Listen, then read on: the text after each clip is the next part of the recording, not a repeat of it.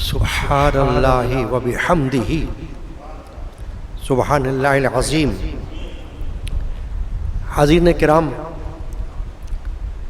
اگرچہ طبیعت چند دنوں سے کافی ناساز ہے، بولنے کا چارہ نہیں، لیکن جمعۃ المبارک ہے، اللہ تعالیٰ کے بھروسے پر اللہ سے مدد مانگتے ہوئے توفیق طلب کرتا ہوں کہ اللہ تعالیٰ خدمت کی توفیق عطا فرمائے، آمین۔ قرآن مجید کے چوتھے پارے سورہ آل عمران، اس کی آیت نمبر 173، ورس نمبر 173 کی تلاوت کا شرف اس فقیر گناہگار نے حاصل کیا۔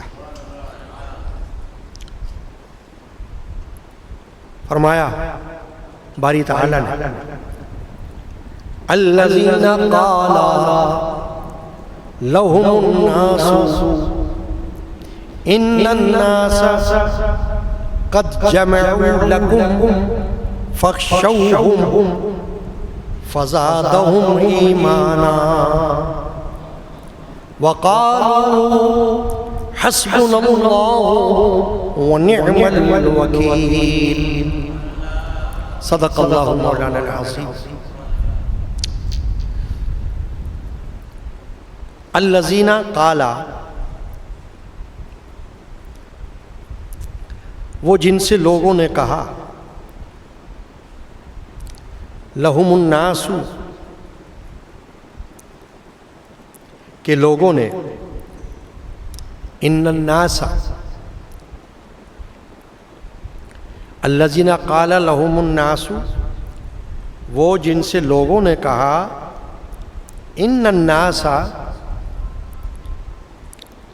کہ لوگوں نے، قد جمعوا لکم، تمہارے لیے جتھا جوڑا ہے، گروپ بندی کر لیے، فخشوہم، تو ان سے ڈرو، فزادہم ایمانا، تو ان کا ایمان اور زیادہ ہو گیا، وقالو، اور بولے، حسبنا اللہ، اللہ ہم کو بس ہے، ونعم الوکیل، اور کیا اچھا کارساز ہے۔ یہ ہے آیت شریف کا ترجمہ۔ آیت شریفہ اتنی ہے۔ شان نزول کیا ہے وہ سمجھ لیجئے، پھر اس پر گفتگو چلتی۔ جنگ احد ہوئی، غزوہ احد، تو ابو سفیان نے، جو اس وقت مشرکین کے لشکر کا قائد تھا، رسول اکرم صلی اللہ علیہ وسلم سے پکار کر یہ کہا کہ اگلے سال ہماری اور آپ کی مقام بدر میں پھر جنگ ہوگی۔ حضور علیہ السلام نے ان کے جواب میں فرمایا، انشاءاللہ، یعنی اگر اللہ نے چاہا تو ہوگی، دیکھیں گے۔ اب جب وہ وقت آ گیا قریب،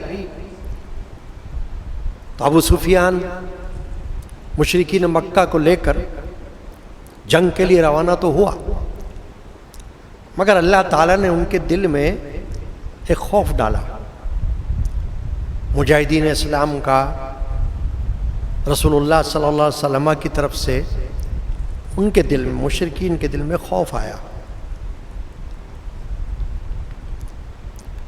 تو اس نے، ابو سفیان نے ایک ارادہ یہ کیا کہ واپس ہو جاؤں، یعنی بدر میں نہ جاؤں، غزوہ بدر میں۔ تو اس موقع پر اس کی ملاقات ہوئی نعیم بن مسعود اشجعی سے۔ اس نے کہا کہ ایسا کرو، تم میرا ایک کام کرو، جا کے مسلمانوں کے دلوں میں ڈراوا ڈالو، خوف ڈالو ہمارا۔ اگر وہ تمہارے خوف دلانے سے جنگ کرنے سے باز آئے اور جنگ کرنے کے لیے نہ نکلے، رک گئے، تو میں تمہیں 10 اونٹ دوں گا انعام میں، یہ کام میرا کرو۔ چنانچہ وہ آیا اور آ کر اس نے مسلمانوں سے یہ کہا، جب دیکھا کہ وہ جنگ کی تیاری کر رہے ہیں تو کہا کہ تم جنگ کے لیے جانا چاہتے ہو؟ مشرکین مکہ نے تمہارے لیے بڑا لشکر تیار کیا ہے، بڑا لشکر، تم سے کہیں زیادہ ہے، تمہارے پاس اتنا لشکر نہیں ہے۔ یعنی ان کے پاس تو لاؤ لشکر بہت ہے، نفری بہت ہے، سواری بہت ہے، تم کیا کرو گے ان کے ساتھ بھڑ کر مقابلہ کر کے؟ شکست کھاؤ گے، بہتر ہے کہ خیال ترک کر دو۔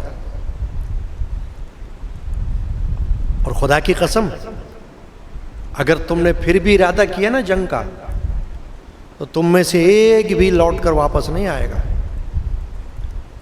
اب یہ ڈراوا بھی بہت بڑا ڈراوا تھا نا۔ دیکھیے، ایک ہوتا ہے آلات حرب کا خوف، یعنی جنگی سامان کا خوف، جیسے آج کل ہوتا ہے دنیا میں، توپیں، بم، راکٹ، ایٹم بم، یہ سب کیا ہے؟ آلات ہیں، ایمان سے تو ان کا کوئی بھی تعلق نہیں ہے، یہ تو سب ہتھیار ہیں۔ ایک ہے نروس سسٹم انسان کا، وہ ذہن سے تعلق رکھتا ہے، اور کبھی وسوسہ آنے پر وہ بیٹھ جاتا ہے، اور جب وہ بیٹھ جائے تو بہت معاملہ خراب ہو سکتا ہے۔ وہاں تو کوئی ہتھیار نہیں ہے سامنے، مگر خوف، دبدبا، رعب، یہ ایسی چیز ہے کہ انسان کے دل میں بیٹھ جائے، اور کچھ نہیں تو کسی کو رات کو اندھیرے سے بھی خوف آتا ہے۔ کوئی رات کو بتی بند کر کے سونا پسند کرتا ہے، اور کوئی کہتا ہے نہیں بتی جلا کے سوئیں گے، بتی بند کرنے سے ڈر لگتا ہے، کسی کو اکیلے میں سونے سے ڈر لگتا ہے۔ یہ سب اعصابی نظام کا مسئلہ ہوتا ہے کہ اس کا نرو سسٹم جو ہے وہ اس کی طبیعت کے مطابق ہوتا ہے۔ تو یہ جو خوف دلانا تھا اس شخص کا جو مشرکین مکہ کی طرف سے آیا مجاہدین اسلام کے پاس ڈرانے کے لیے کہ تم جن سے مقابلہ کرنے جا رہے ہو کفار قریش، ان کے پاس تو تم سے زیادہ سامان ہے، ہتھیار بھی ہیں اور سواریاں بھی ہیں، لوگ بھی زیادہ ہیں، مر جاؤ گے تم۔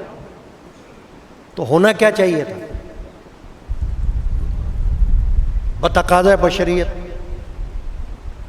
ہونا تو یہ چاہیے تھا کہ اچھا بہت شکریہ تمہارا، تم نے بتا دیا ہمیں، اگر تم نہ آتے تو ہم تو نکل پڑتے، مارے جاتے۔ یہ تو تم نے ہم پہ بڑا احسان کیا، ہمیں آ کے بتا دیا، اب ہم نہیں جائیں گے۔ ہونا تو یہ چاہیے تھا نا۔ اللہ فرماتا الذین قال لهم الناس، وہ کون؟ ایمان والے، جن سے لوگوں نے کہا ان الناس قد جمعوا لکم، کہ لوگوں نے تمہارے لیے جمع کر لیا ہے، گروپ، جتھا، لشکر، فخشوہم، تو تمہیں ڈرنا چاہیے، ان سے ڈرو۔ تو بجائے ڈرنے کے کیا ہوا؟ اللہ فرماتا ہے فزادہم ایمانا، ان کا ایمان اور زیادہ ہو گیا.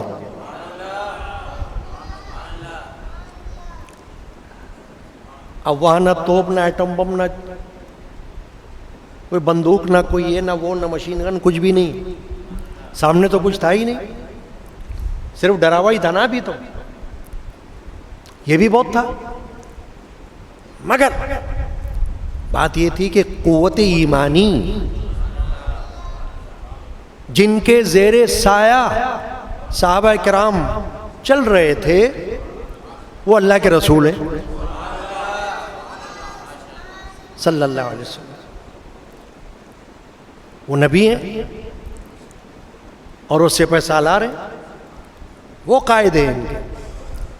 تو جو تعلیم اور تربیت تھی اور پھر جو ایمان کی تعلیمات ان کے دل میں تھی، وہ صرف جنگ کرنے کے لیے تو نہیں نکلتے تھے نا، وہ تو اللہ کے لیے میدان میں نکلتے تھے.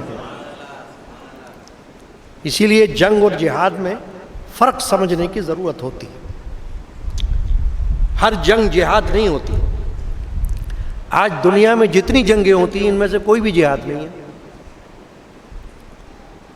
کیونکہ کوئی تیل کے لیے لڑتا ہے، کوئی زمین کے لیے لڑتا ہے، کوئی قبضے کے لیے لڑتا ہے، کوئی اقتدار کے لیے لڑتا ہے، حکومت بنانے کے لیے لڑتا ہے. تو یہ جنگ ہے. اللہ کے لیے کوئی نہیں لڑ رہا. اور جہاد وہ ہے جو صرف اللہ کے لیے کیا جاتا ہے، یعنی دین اسلام. تو دین اسلام کس کا ہے؟ اللہ کا ہے. اس کے پیچھے کون ہے؟ اللہ ہے. اگر دین کو بچایا تو تم نے اللہ کی امانت کو بچایا، اس کا خیال رکھا. تو فزادہم ایمانا، اللہ نے فرمایا. تو یہ سن کر، یہ ڈراوا سن کر، یہ روب اور دبدبے کی باتیں سن کر، بجائے اس کے کہ وہ چھپ کر بیٹھ جاتے، ڈر کے بیٹھ جاتے اور ہمت ہار جاتے، انہوں نے کہا نہیں، ایمان تو اور بڑھ گیا ہمارا. اور کیا کہا؟ وقالو، اور یہ کہا حسبنا اللہ، اللہ ہمارے لیے کافی ہے، ونعم الوکیل. اور وہ کتنا اچھا کام بنانے والا ہے. یعنی انہوں نے کہا کہ یہ تم اپنی باتیں اپنے جیب میں رکھو، تم آئے ہو ایلچی بن کر، تم آئے ہو قاصد بن کر، انعام کے لالچ میں کہ تمہیں 10 اونٹ میں لیں گے. تم اس انعام کے لالچ میں آ کر ہم کو ڈراوا دے رہے ہو. ارے ہم تو اللہ کے لیے باہر نکلے ہوئے، جان ہتھیلی پر رکھ کر. تمہارے ڈرنے سے تھوڑی گھر میں بیٹھیں گے ہم. اس لیے کہ ہم نہ تو ان کی طرح ہتھیاروں پر بھروسہ رکھتے ہیں، نہ تعداد پر بھروسہ رکھتے ہیں، نہ جانوروں کی سواریوں پر بھروسہ رکھتے ہیں. ہم تو ذات باری تعالیٰ پر بھروسہ رکھتے ہیں. اللہ فرماتا، انہوں نے کہا قالو، انہوں نے کہا حسبنا اللہ، ہمیں اللہ کافی ہے. جاؤ جتنا لشکر بڑا بنانا ہے بنا لو، جتنی سواریاں لانا ہے لے آؤ، جتنے ہتھیار لانا ہے جنگی لے آؤ، ہمیں تو اللہ کافی ہے، ونعم الوکیل. اور وہی بہت بڑا اور کتنا اچھا کارساز ہے. اب یہ جو میں نے آیت شریفہ سورہ آل عمران کی پیش کی، آیت نمبر 173، اس میں لفظ کیا آیا؟ وکیل. اور وکیل جو ہے اللہ تعالیٰ کے ناموں میں سے ایک نام ہے، صفاتی نام. اسماء حسنہ، اسماء الحسنہ اللہ کے صفاتی نام ہے نا، ان میں سے ایک نام ہے الوکیل، کام بنانے والا، کارساز، یوں کہنا چاہیے، کام بنانے والا. سورۃ المزمل ہے، 29واں پارہ، اس میں اللہ نے فرمایا رب المشرقی والمغربی لا الہ الا ہوا فاتخذہ وکیلا۔ فرمایا وہ پورب کا رب اور پچھم کا رب، مشرق کا اور مغرب کا رب ہے، لا الہ الا ہوا، اس کے سوا کوئی معبود نہیں، فاتخذہ وکیلا، تو تم اسی کو اپنا کارساز بناؤ، اسی کو اپنا کام بنانے والا سمجھ لو، تو تمہارے لیے بہت بڑی بات ہو جائے گی، یعنی اس کو چھوڑو مت۔ توکل جس کو آپ کہتے ہو نا، اکثر نام سنتے رہتے ہو توکل، تو یہ ایک طرح کا توکل ہے، کس پر؟ اللہ پر، کیونکہ اصل بھروسہ تو ذات باری تعالیٰ ہی پر ہونا چاہیے مومن کا۔ ہیلا وسیلہ اپنی جگہ ہے، وہ تو قدرت کا ایک سسٹم ہے، نظام ہے، وہ خود اللہ کا بنایا ہوا ہے نا۔ جیسے ایک شخص کھانا کھائے اور سمجھے کہ میں کھانا کھاتا ہوں تو مروں گا نہیں، تو کھانے پر بھروسہ نہیں کر سکتا، موت آئے گی تو مرے گا۔ اور ایک شخص کھانا نہ کھائے اور کہ میں مر جاؤں گا، تو اس وقت تک مرے گا نہیں جب تک موت نہیں آئے گی۔ یہ توکل ہے، کیونکہ بھروسہ ہے اللہ کی ذات پر، جب تک زندگی ہے، دم بے دم ہے، جینا۔ تو دنیا میں جو سسٹم اللہ نے دیا ہوا ہے اسباب کا، وہ اپنی جگہ ہے، کھانے کے لیے، پینے کے لیے، رزق روزی حاصل کرنے کے لیے کچھ نہ کچھ تو تگ و دو کرنی پڑتی ہے نا، وہ اپنی جگہ ہے، توکل کے منافی نہیں ہے۔ بیمار کو علاج کرنا پڑتا ہے، توکل کے منافی نہیں ہے۔ ڈاکٹر کے پاس جانا پڑتا ہے، توکل کے منافی نہیں ہے۔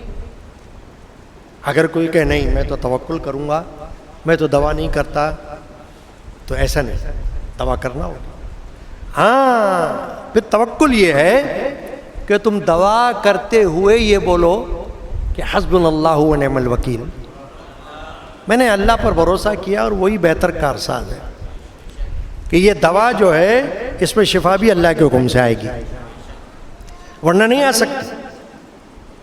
اس کا نام ہے توکل، کہ تم اپنا کام کیے جاؤ اور اللہ پر بھروسہ بھی رکھے جاؤ۔ کسی کا شعر ہے فارسی زبان میں، کار ساز ماں بفکر کار ماں، کار ساز ماں بفکر کار ماں، فکر ماں درکار ماں آزار ماں۔ کہنے والا کہتا ہے کہ کار ساز ماں بفکر کار ماں، میرا کارساز میری فکر میں لگا ہوا ہے، یعنی اللہ ہے جو مجھ سے زیادہ میری فکر کرتا ہے، اس نے مجھ کو پیدا کیا، میں اس کا بندہ ہوں۔ کیا میں خود اپنی مرضی سے پیدا ہوا؟ کیا میں اپنی مرضی تک جیوں گا؟ نہیں۔ لائی حیات آئے قضا لے چلی چلے، اپنی خوشی سے آئے نہ اپنی خوشی چلے۔ شاعر کہتا ہے کہ لائی حیات آئے قضا لے چلی چلے، اپنی خوشی سے آئے نہ اپنی خوشی چلے۔ کون اپنی مرضی سے آتا ہے اور کون اپنی مرضی سے جاتا ہے؟ اللہ ہے جس کو جب پیدا کرتا ہے کر دیتا ہے، اللہ ہے جب جس کو چاہتا اٹھا لیتا ہے، وہ کارساز ہے۔ تو کہنے والا کہتا ہے کارساز ماں بفکر کار ماں، کہ بھروسہ یہ رکھے کہ میں جو کچھ بھی کر رہا ہوں یہ اللہ کے بھروسے پر کر رہا ہوں، اور میرا کارساز جو ہے وہ مجھ سے زیادہ میری فکر کرنے والا ہے، میرے ماں باپ سے بڑھ کر مجھ پر مہربان ہے، رحمان ہے، رحیم ہے، کار ساز ماں بفکر کار ماں، فکر ماں درکار ماں آزار ماں، میری فکر، فکر ماں درکار ماں، میرے کام میں میری فکر آزار ماں، یہ مجھ کو تکلیف دے گی، میں جتنا فکر کروں گا مجھ کو اور زیادہ غم لگے گا، اور زیادہ کپ کپی لگے گی، ارے ایسا ہو جائے گا ویسا ہو جائے گا یہ ہو جائے گا، نہیں، بس تم اپنا کام کرو اور اللہ پہ چھوڑو۔ وَأُفَوِّضُ أَمْرِي إِلَى اللَّهِ إِنَّ اللَّهَ بَصِيرٌ بِالْعِبَادِ، ہے نا، میں نے اپنے کام کو اللہ کے سپرد کر دیا، بے شک اللہ اپنے بندوں کا دیکھنے والا ہے، اس پر یقین ہونا چاہیے۔ تو توکل اس آیت شریفہ کے اندر ہے، مگر توکل کا مطلب یہ ہے کہ آپ اپنا کام کرتے رہو، دنیا میں رزق روزی کی تلاش کرو، بیمار ہو تو دوا کرو، جو کچھ تمہیں اللہ نے حکم دیا وہ سب کرتے جاؤ، مگر ہر ایک کے پس پشت یہ فکر رکھو کہ یہ اللہ کے بھروسے پر ہی ہے، اللہ چاہے گا تو ٹھیک ہے ورنہ نہیں ہو سکتا، کچھ بھی نہیں ہو سکتا۔ تو صحابہ نے کیا جواب دیا؟ رسول پاک صلی اللہ علیہ وسلم نے جب وہ پیغام لایا وہاں سے مشرکین کی طرف سے، نعیم بن مسعود اشجعی، اور اس نے آ کے ان کو ڈراوا دیا کہ ہوشیار ہو جاؤ، ڈرو، تم بہت بڑے لشکر کا مقابلہ کرنے کے لیے تیار ہو رہے ہو، واپس کوئی بھی نہیں آئے گا تم میں سے۔ تو رسول اللہ صلی اللہ علیہ وسلم نے فرمایا خدا کی قسم اگر کوئی بھی میرے ساتھ نہ ہو تو میں خود جاؤں گا اکیلا۔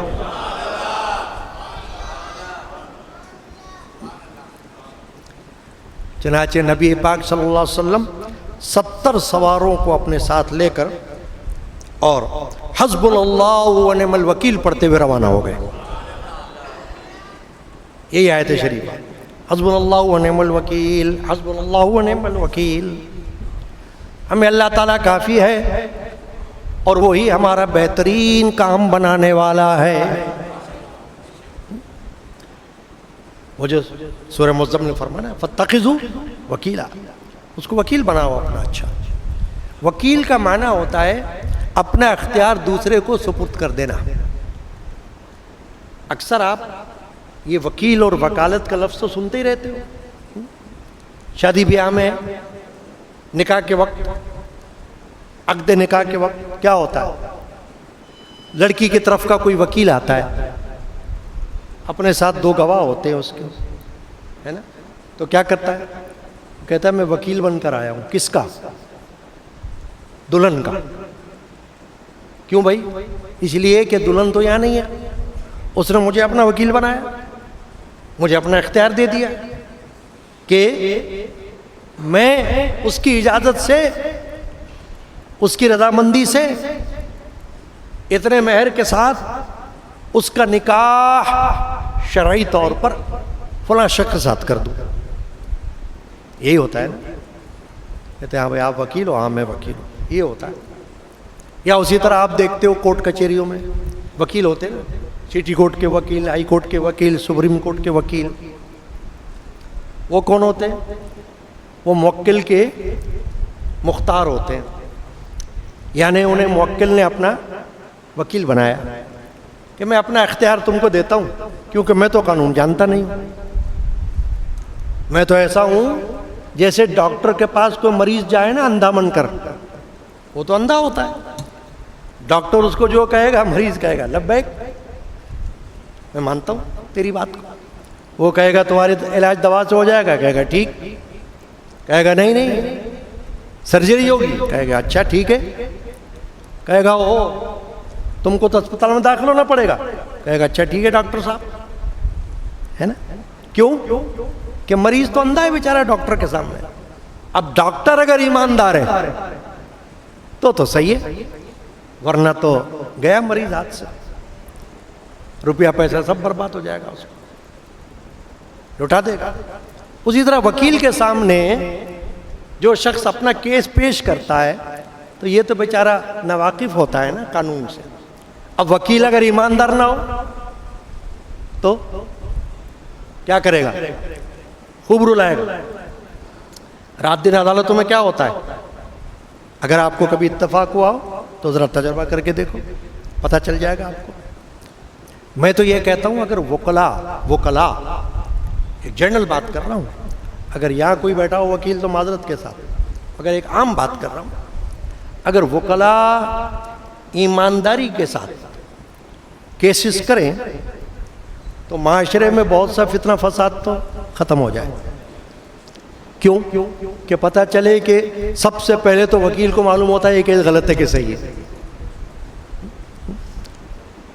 جج کے پاس تو بعد میں جاتا ہے۔ وکیل کو معلوم ہوتا ہے کہ یہ جو کیس میرے پاس آیا ہے یہ کتنا تکڑا کیس ہے، کتنا غلط کیس ہے۔ جتنا غلط کیس ہوگا اتنی ہی زیادہ قیمت ملے گی، اتنی زیادہ فیس ملے گی، ہے نا؟ تو اس کا مطلب ہے کہ اگر واقعی 100% اسے پتا ہو کہ جو میرے پاس کیس آیا یہ زانی کا ہے، قاتل کا ہے، بدکار کا ہے، اور بالکل اس میں کوئی جان نہیں ہے، یہ اس کو تو بالکل پھانسی پر ہونا چاہیے، مگر وکیل کہے فکر نہ کرو میں تمہیں بچاؤں گا، تو اس کا مطلب یہ ہوا کہ وہ تو جانتا ہے کہ اس میں ہے تو کچھ بھی نہیں، مگر اس کے پیچھے ابھی لگنا ہے۔ کیوں لگنا ہے؟ کہ اپنی روزی پکی کرنی ہے، چاہے وہ حرام ہو رہی ہے۔ تو اگر وکلا بھی اگر یہ سمجھ لیں کہ نہیں ہمیں تو وہی کیس لینا ہے جو کہ سچا ہو، تو پھر تو بہت سارے مجرم جو ہے نا لیٹ جائیں کہ ہم کس کو کریں، یہاں تو کوئی تیاری نہیں ہمارا کیس لینے پر۔ سب کہہ رہے ہیں کہ بھائی تم تو 2 نمبر کے بدماش ہو، تمہارے کیس کو کیا ہم لے آگے، تم تو ہمیں بھی دوزخ میں بھجواؤ گے اور خود بھی جہنم میں جاؤ گے، مگر ایسا ہوتا نہیں ہے نا۔ یہاں تو ایسا ہوتا ہے کہ وکیل کہتا ہے بھائی میرے پاس آ جاؤ، بس پھر تم دیکھو میں کیا کرتا ہوں۔ جو سچا ہے وہ خون جگر کھاتا رہے گا، اور جو جھوٹا ہوگا وہ رلاتا رہے گا اس کو، یہ ہوتا رہے گا، اور یہی دنیا میں نظر آتا ہے۔ اب چلے جاؤ عدالتوں میں، دن رات یہ لگ رہا ہے، کئی بیچارے جھوٹے مقدموں میں خوار گھوم رہے ہیں، ہاں، اور کئی جو ہے ادھر ادھر کر کے یہاں وہاں گھما پھرا کے اور باہر آزاد سے گھومتے ہیں۔ کیوں کہ یہ تو دنیا ہے۔ تو وکالت جو ہے یہ اصل میں اپنے آپ کا اختیار دوسرے کو سپرد کرنا ہوتا ہے۔ اب دوسرے کا کام ہے کہ اس اختیار کو کیسا استعمال کرے۔ تو جب بندے نے اپنا اختیار اللہ کو سپرد کر دیا تو اللہ تعالیٰ تو ایسا ہے کہ وہ بندے پر ماں باپ سے بھی زیادہ رحم کرنے والا ہے، وہ بندے کے ساتھ برا نہیں کرنا چاہتا۔ ان اللہ لا يحب الظالمین، وہ ظالموں کو پسند ہی نہیں کرتا اللہ تعالیٰ۔ وہ جانتا ہے کس کے ساتھ کیا ہو رہا ہے، ظلم ہو رہا ہے، ستم ہو رہا ہے، کیا ہو رہا ہے۔ چنانچہ سرکار دو عالم صلی اللہ علیہ وسلم نکل گئے یہ پڑھ کر، حسبنا اللہ ونعم الوکیل، نعم المولا ونعم النصیر، ایسا بھی ہے۔ تو حسبنا اللہ ونعم الوکیل پڑھتے ہوئے حضور صحابہ کو ساتھ لے کر چلے گئے۔ الحمدللہ 8 راتوں کو وہاں قیام فرمایا، آرام سے واپس آ گئے۔ کیا تھا یہ؟ کیا تھا؟ کبھی غور کریں آپ۔ حسبنا اللہ ونعم الوکیل بہت بڑا مسئلہ ہے، بہت بڑی آیت شریفہ ہے، اپنے مرتبے اور مقام اور درجے کے اعتبار سے کوئی سمجھے، کوئی بطور وظیفہ بھی پڑھے اس کو اگر، ہے نا، تو اس بڑے بڑے مشائخ نے اس کا وظیفہ بتایا کہ رات کو عشاء کی نماز کے بعد 111 مرتبہ 11 مرتبہ اول آخر درود شریف پڑھ کر حسبنا اللہ ونعم الوکیل، حسبنا اللہ ونعم الوکیل پڑھ لو۔ کوئی بھی مشکل، کوئی بھی مسئلہ، کوئی بھی مقصد ہو، حاجت اپنی اللہ کی بارگاہ میں پیش کر لو، اللہ تعالیٰ تمہارا کارساز ہے۔ ہمارے یہاں حلقہ ذکر اللہ ہوتا ہے ہر جمعرات کو، اب سے نہیں ہو رہا، زمانے سے ہو رہا ہے، میری پیدائش سے بھی پہلے سے ہو رہا ہے۔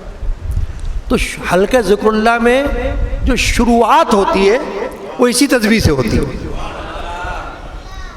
حسبنا اللہ ونعم الوکیل نعم المولا ونعم النصیر حسبنا اللہ ونعم الوکیل نعم المولا ونعم یہ پڑھا جاتا ہے 3 بار یا 5 بار.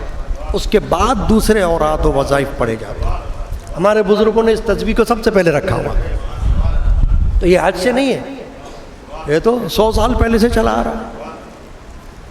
ہر چاند کی 10 تاریخ کو 11ویں شب میں ذکر اللہ میں ابتدا اسی سے ہوتی ہے.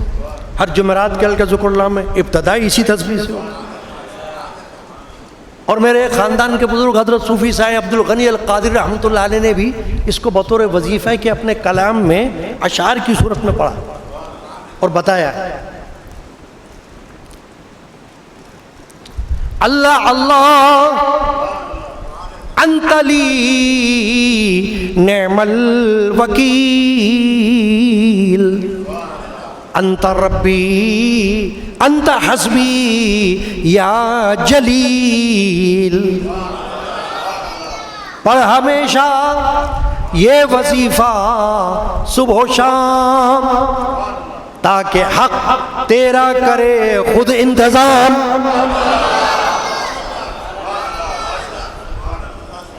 یہ اللہ والے بتاتے ہیں, میرے جیسا کون کیا بتائے گا کسی کو؟